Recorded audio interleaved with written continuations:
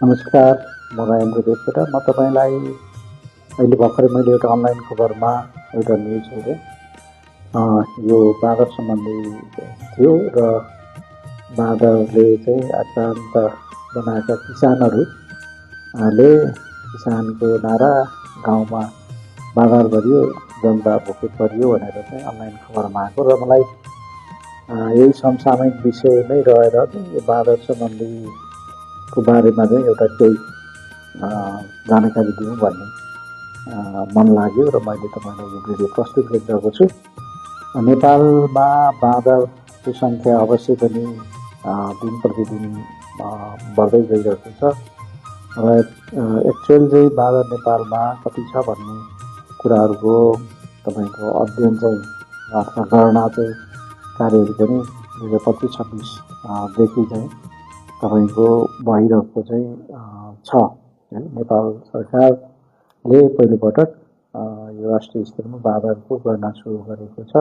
त्रिभुवन विश्वविद्यालयको प्राणीशास्त्र केन्द्रीय विभाग र राष्ट्रिय प्राकृतिक संरक्षण कोषको प्राविधिक सहयोगमा विभिन्न जिल्लाहरूमा गणना कार्य भइरहेको छ र नेपालमा बाँदरको कुल सङ्ख्या करिब 5 लाखको हाराहारीमा पुगेको अनुमान गरिएको छ र बाँदरको घनत्व चाहिँ काठमाडौँ उपत्यका क्षेत्रमा मात्रै करिब यो स्वयम्भू क्षेत्रमा मात्रै करिब चाहिँ 400को सङ्ख्यामा रातो बाँदरहरू रहेको तथ्याङ्कले देखाउँदछ। नेपालमा विभिन्न किसिमका बाँदरहरू पाइन्छन्। रातो बाँदर यो नेपालको सबभन्दा धेरै पाइने र मानिससँग पनि अलिकति कुर्मी हुने प्रजाति हो। विशेष गरी यो पशुपति, स्वयम्भू जस्ता धार्मिक स्थल र पाती अनि पहाडी क्षेत्रमा यिनीहरूको सङ्ख्या चाहिँ बढी नै छ र अर्को आसामी रातो बाँदर भन्ने चाहिँ हुन्छ।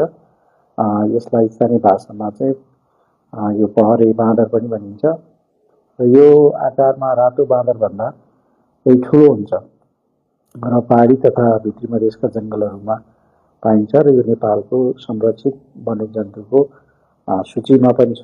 अर्को चाहिँ लङ्गुर प्रजातिको बाँदर। यो लङ्गुर प्रजातिको बाँदरमा पनि एउटा नेपाली खैरो लङ्गुर यो उच्च पहाडी र हिमालयन क्षेत्रहरूमा पाइन्छ भने अर्को तराई लङ्गुर भन्ने छ। यो तराईका समथर भूभाग र चुरे क्षेत्रहरूमा चाहिँ यो पाइन्छ।